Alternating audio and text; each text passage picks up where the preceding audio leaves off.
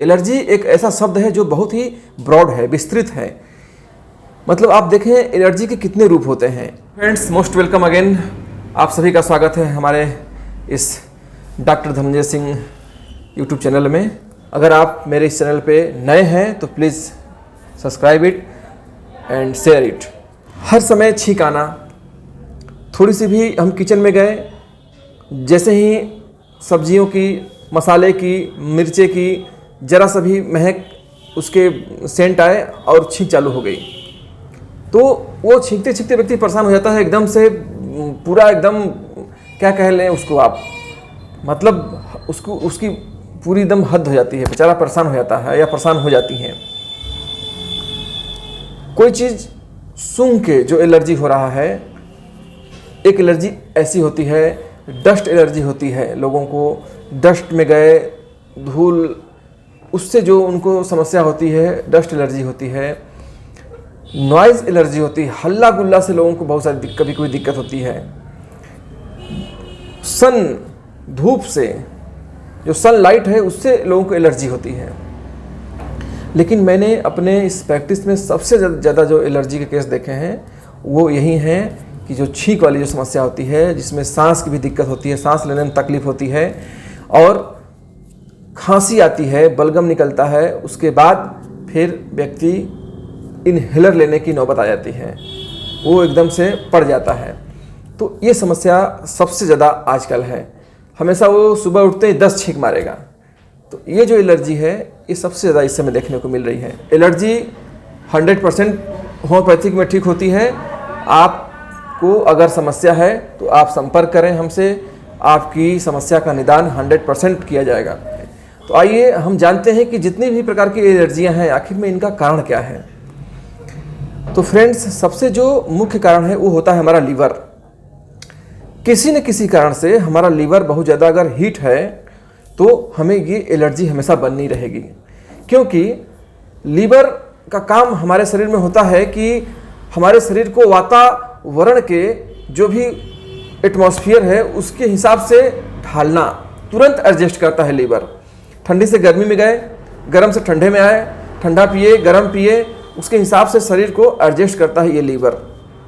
जब ये नहीं कर पाता है तो एलर्जी से हम कहते हैं। होता क्या है, थोड़ा सा समझिए इस चीज़ को, एलर्जी होती क्यों है।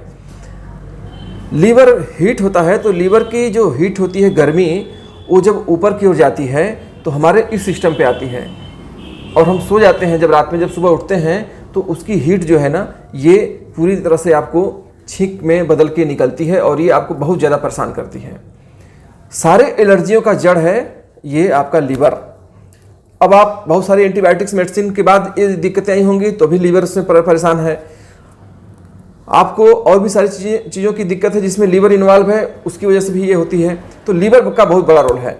आइए एक दो केस मैं आपको बताता हूँ अपने इस क्लिनिक के, तो आप अच्छी तरह समझ पाएंगे। एक महिला आती हैं मेरे पास, वो कहती हैं डॉक्टर साहब हमें सुबह उठते उठते बहुत छींक आती है और दिन भर अगर छींक चालू हो गई तो बहुत छींक आती है और इस छींक की वजह से मैं बहुत परेशान हूँ। मैंने कहा परेशानी क्या है?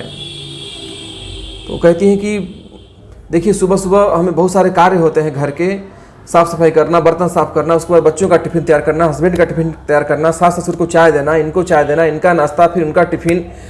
उसके बाद जब ये लोग चले जाते हैं तो घर के सारे काम होते हैं, झाड़ू, बर्तन, पोछा लगाना, कपड़े साफ़ करना। उसके बाद दोपहर के फिर कुछ और काम होते हैं, शाम को फिर से वही खाना बनाओ, ये करो। डॉक्टर साहब मैं कर नहीं पाती हूँ। थोड़ी देर के लिए आराम मिलता है, वो कब, जब मैं सभी काम से निवृत्त हो जाती हूँ तो थोड़ी देर के लिए मैं सोचती हूँ आराम करूँ, लेटूँ।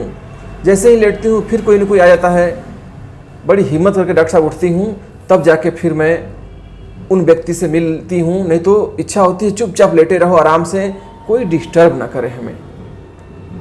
मैंने कहा तो कैसे मैनेज करती हैं? आपको सुबह इतनी जब छींकें आती हैं, डॉक्टर साहब रुमाल बांध लेती हूँ, सिर भी बहुत तेज दर्द देता है, इस पर सिर पर भी कपड़ा बांध लेती हूँ कस के, नाक बांध लेती हूँ और किसी तरह से मैं सारे लोगों का सब कुछ करती हूँ। तो मैंने कहा कि आप थोड़ा सा किसी को बुला लीजिए या हस्बैंड को बोल दीजिए हेल्प करें, और भी लोग हेल्प करें। नहीं डॉक्टर साहब अभी ऐसी स्थिति नहीं आई है, अभी सही है, अभी हम सब कर लेते हैं, ऐसा कुछ नहीं है। अच्छा नहीं लगता है कि हस्बैंड से हम या बच्चों से कोई कार्य कराएं। तो मैंने उनको सीपिया दिया था। सीपिया मैंने शुरू में इनको 30 दिया था, बाद में 50 मिली सीमल पोटेंसी में LM पोटेंसी में उनको 0/1 से स्टार्ट किया था और वो पेशेंट ठीक हो गई थी। तो सीपिया देने से वो महिला सही होती हैं। दूसरा केस मैं आपको बता रहा हूँ कि एक छोटा बच्चा आता है, लगभग 8-10 साल का था, बात कर पा रहा था वो। तो मैंने कहा कि अच्छा ठीक है, इसके बारे में बताइए ज़रा सा। तो बोला डॉक्टर साहब वैसे तो ये बहुत शरीफ है, अपने स्कूल में बहुत बढ़िया सबसे अच्छे से रहता है, काफ़ी अच्छे इसके नंबर भी आते हैं, पढ़ने लिखने में तेज है, कभी कोई शिकायत नहीं आती है, स्कूल में बढ़िया बढ़िया मस्त पढ़ता लिखता है। तो मैंने उससे पूछा कि और बताओ घर में। तो बोला कि घर में इसका छोटा भाई है, बहुत मारता है, ये उसको बहुत मारता है, और इसकी बड़ी बहन है, बड़ी बहन को भी ये एकदम पछाड़ देता है, और ये कहता है कि मुझे जो चीज़ पसंद है वो घर में बनना चाहिए, कोशिश भी करता है कि जो इसका पसंद हो वही घर में बने। तो मैंने कहा अच्छा। तो मैंने उस बच्चे से पूछा कि अच्छा तुम्हें ये जब छींक आती है तो उससे क्या दिक्कत होती है? तो कहता था कि अरे बहुत बेकार लगता है, लोग क्या सोचते होंगे मेरे बारे में, मैं वहाँ अपने दोस्तों के बीच में बड़ा बेकार महसूस करता हूँ अपने आप को। तो मैंने कहा अच्छा ठीक है। और भी मैंने उससे बहुत सारी चीज़ पूछी, उसका गुस्सा कैसा है, क्या है। तो ऐसा बहुत कुछ देखने को नहीं मिला, लेकिन जब भी उसके बारे में उसके फादर बता रहे थे तो नीचे मुंडी करके हंस रहा था, मुस्कुरा रहा था। इसी बेस पे मैंने उसको लाइकोपोडियम 6 नंबर दिया था, और धीरे धीरे जो उसकी इनहेलर लेने की प्रवृत्ति थी, उसको इनहेलर दिया जा रहा था, और धीरे धीरे इनहेलर उसका बंद होता है। लगभग एक केस मेरे पास 4 महीने चला था, और 6 से फिर मैंने सीधे LM पोटेंसी 0/1 से लेकर 0/5 के अंदर में ही ये पेशेंट ठीक होता है। तो कहने का मतलब ये है कि आपको इंडिविजुअलाइज करना होगा। अब सीपिया तो मैंने इस बच्चे को दिया नहीं, या उस महिला को लाइको तो दिया नहीं, तो दोनों अलग अलग हैं, दोनों के कैरेक्टर अलग अलग हैं, दोनों का स्वभाव अलग अलग है, तो दवा भी अलग अलग होती है, क्योंकि दवा आपके स्वभाव पे है होम्योपैथिक में। तो फ्रेंड्स, ये कभी गलती न करें कि अपने मन से किताब पढ़ के या कोई मोबाइल देख के, यूट्यूब देख के आप कोई दवा आप लेंगे तो कभी नहीं ठीक होंगे। आप जब तक एक अच्छे होम्योपैथ से सलाह नहीं लेंगे, या वो आपको आपके रोगों के हिसाब से आपके उस समय की मानसिक अवस्था को देखते हुए जो दवा डिसाइड करेगा वही दवा आपको सही करेगी फ्रेंड्स। तो ये जो एलर्जी होते हैं ये बहुत ही टफ होते हैं, जल्दी नहीं सही होंगे, क्योंकि जो उस बच्चे को जब मैंने दवा दिया था तो वो दवा देते ही 2-3 दिन बाद उसको काफ़ी और तेज हो गया था वो चीज़, सर्दी जुकाम खांसी बलगम सब आना चालू हो गया था, उसको बुखार तक आ गया था उसको।